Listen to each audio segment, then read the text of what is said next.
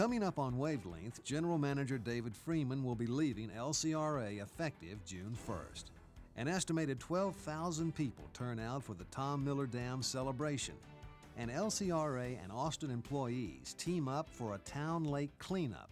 Those stories and more next on Wavelength.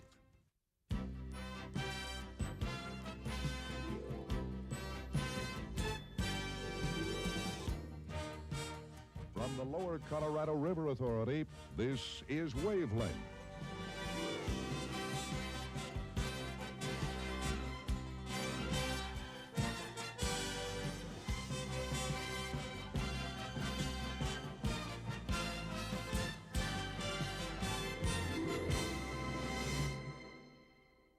Hi everybody and welcome to Wavelength.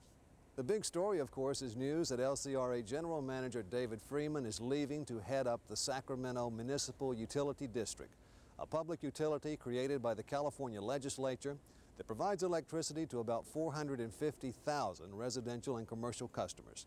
Mr. Freeman says the job offers a tremendous challenge, but that the decision to leave LCRA was not made easy. I think it boils down to this, that that situation out there just needs me a whole lot worse than I'm needed here at LCRA, and the challenge is far greater. We have a well-run, I think, well-functioning organization here, and the problems that I encountered when I got here have been pretty well taken care of. I think there's a big job ahead of us. But I believe there's a management team here that can do it, and the job out there in California really is a monumental task, and it gives me an opportunity to implement energy conservation in a way that it hasn't been done in this country before. The challenge facing Mr. Freeman in Sacramento will be considerable. SMUD, as it's called, has a very poor public image with a reputation for poor management decisions. The utility has had 5 different general managers over the past 6 years, and for that reason, the hiring of a new general manager is a big story. Freeman has signed a 5-year contract with SMUD and begins his new job the first week of June.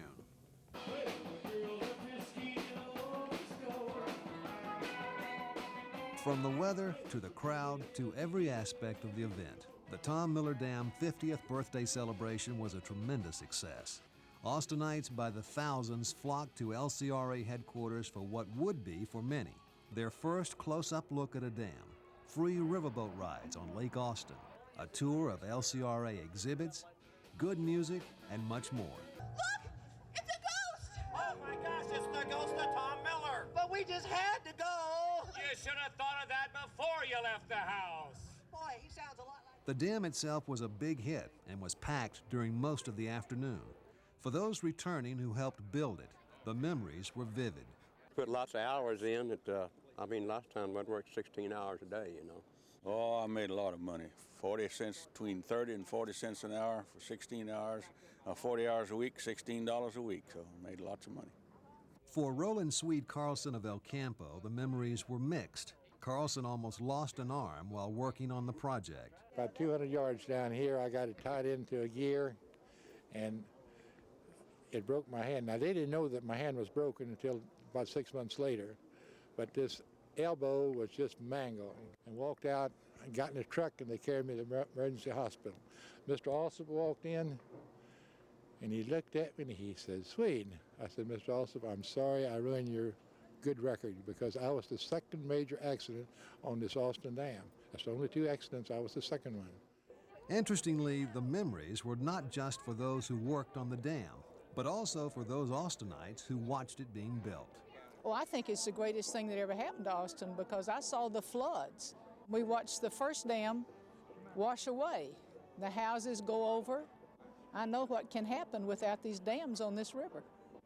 So I came out today. He didn't want to come, and I said, "Yeah, we're watching history made. I want to go out." I watched them build it, and I want to see them rededicate it.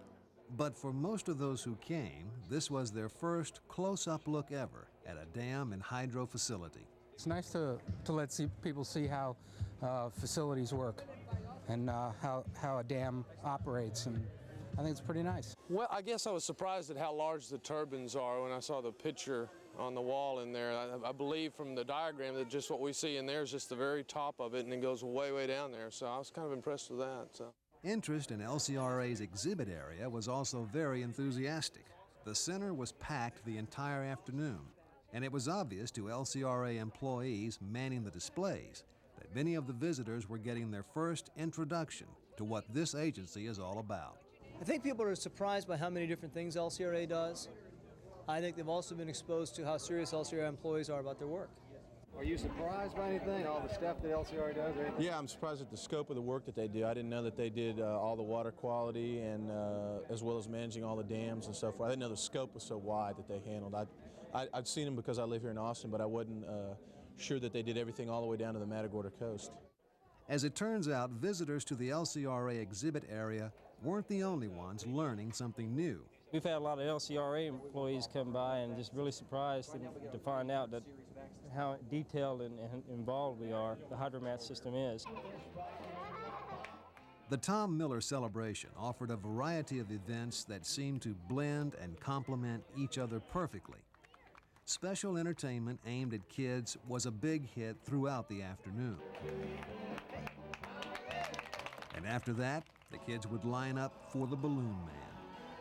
The sand dam competition between teams of students from 8 area high schools proved to be a great idea, as the teams produced some impressive replicas of the Tom Miller Dam. For those who wanted to browse, the Arts and Crafts tent featured 18 different exhibitors, while aromas of smoked fajitas filled the air. The free riverboat rides were packed on every trip, while the surprise of the day was perhaps the 2 LCRA bucket trucks that took a never-ending line of spectators up for a spectacular view. You're not scared of heights, are you? No, I don't think so. I could look down from a distance, you know, like over there, but I couldn't look down. It was just real scary. Exciting and frightening, especially when you're a wimp. I carry a purse. My wife is up there, she thinks it's fun. My little girl picked some leaves from the very top of the tree. It was nice, beautiful view. The rededication ceremony for the dam began with the recognition of the 11 men in attendance who were part of the construction crew that built Tom Miller. Tom Miller Jr. attended the ceremony and was appreciative of the recognition given his father. I'm very proud to be the son of Nellie Miller and Tom Miller. Thank you very much. Keynote speaker Congressman Jake Pickle said he would work to have the dam officially renamed Tom Miller. Federal records actually list the facility as Austin Dam. Congressman Pickle praised the LCRA chain of Highland Lake dams as one of the envies of the country, but recognized the challenge now being faced. All up and down this stream, from 70 miles above all the way to the Gulf Coast, the people of Texas are entitled to see good, clean river water, usable, potable water. And it's just not for the people in Marble Falls or the people in Austin, but the people in Bastrop and Smithville and on to the coast entitled to the same protection. That having been said by the congressman, LCRA General Manager David Freeman offered a toast. I would like to propose a toast, first of all, to the men and women that built this dam that has lasted so well and serves us so well, and also, perhaps just as important, to our children and grandchildren who will live after us. And we should rededicate ourselves today, I think, to preserving not only the structure, not only the water supply, but the quality of that water. And let us drink to a day when the water throughout the Colorado River will be as clean as the water behind this dam. Thank you very much. In all, it is estimated that 12,000 people attended the 6-hour Tom Miller celebration. Every aspect of the event went smoothly, and entertainment by local bands throughout the afternoon completed a setting for what many of those attending would later describe as one of the most delightful community events they had ever attended in Austin. I think that everybody's surprised that we can put on anything this spectacular. The work that's gone into this is magnificent. Really, Nobody has any idea of the organization it takes to put something like this on. But you know what I think we ought to do? I think we ought to have one every year, as long as the dam stands there. If we can do something like this, get this many people out with this good attitude, we ought to continue to do it. And I can't again say enough for the staff for what they've done. This is a hell of a party. The credit for this tremendous success goes to a large number of LCRA employees who worked very hard taking care of the millions of details associated with such an event. Pat Fries was head organizer and coordinator and deserves overall credit for this success. This was Pat the day before the event, hard at work. I'm ordering my own pizza right now. This is Gaddy's. I'm on hold. 459-2222, because I didn't get any pizza. We'll build the biggest dam in the whole world. And now everything's coming up. Rice fields and water sports. Everything's coming up. Duckweed and ducky boards. Everything's coming up thanks to the LCRA.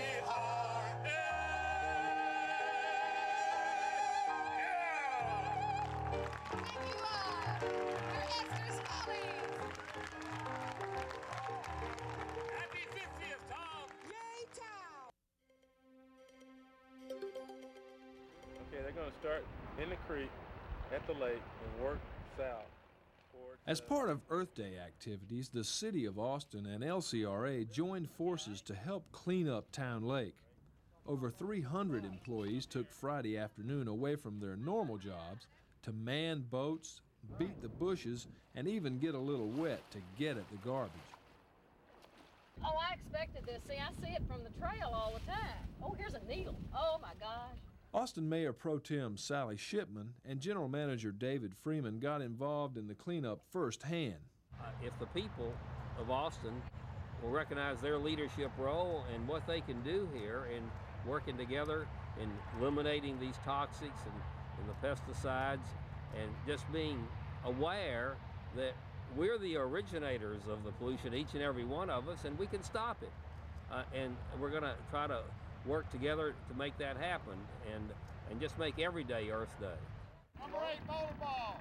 Some unusual items were found, and the piles of trash continued to grow throughout the afternoon. The one thing that everyone agreed they found way too much of. A lot of styrofoam. It seems like that's been just little pieces of it all over the place. It's pretty nasty.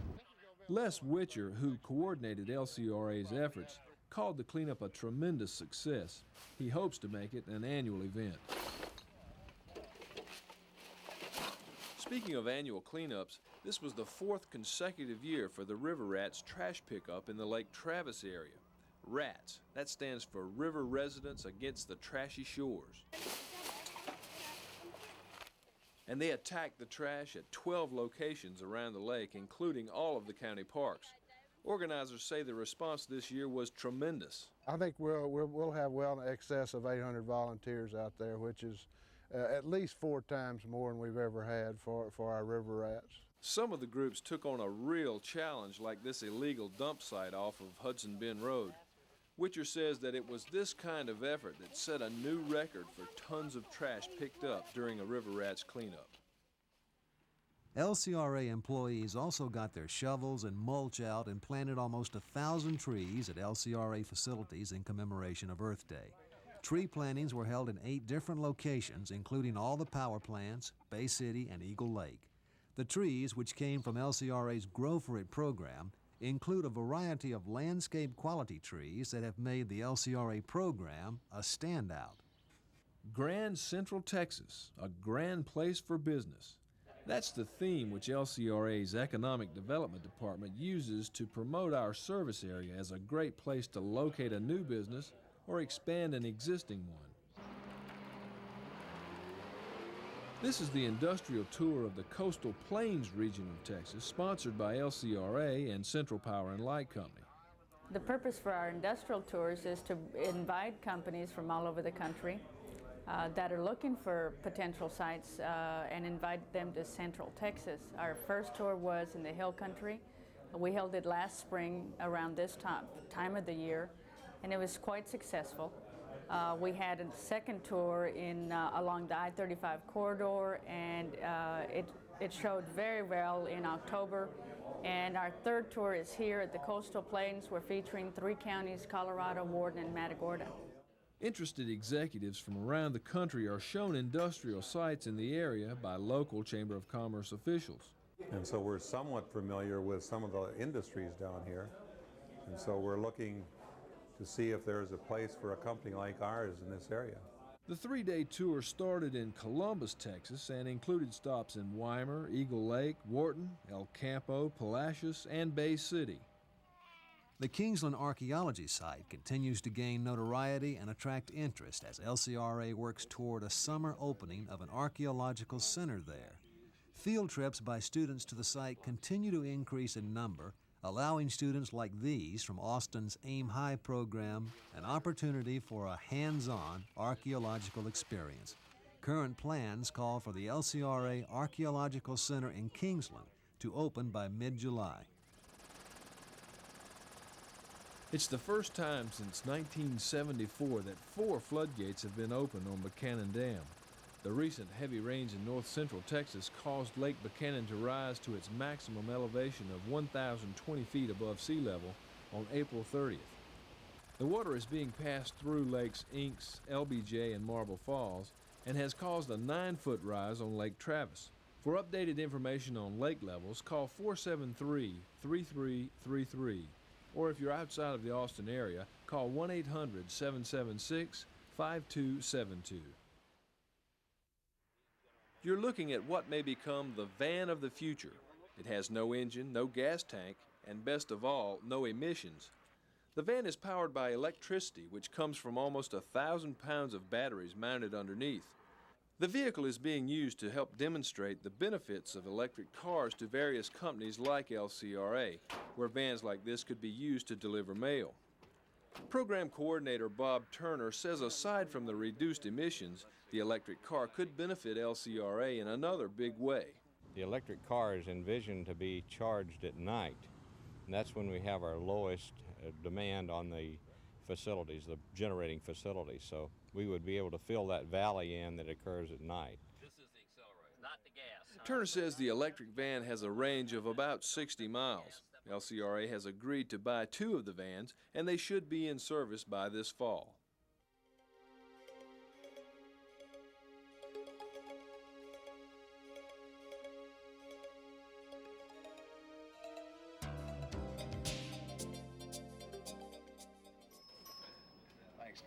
FPP's new plant manager, Dudley Pylon, has been in a whirlwind of activity since assuming his new position 2 months ago.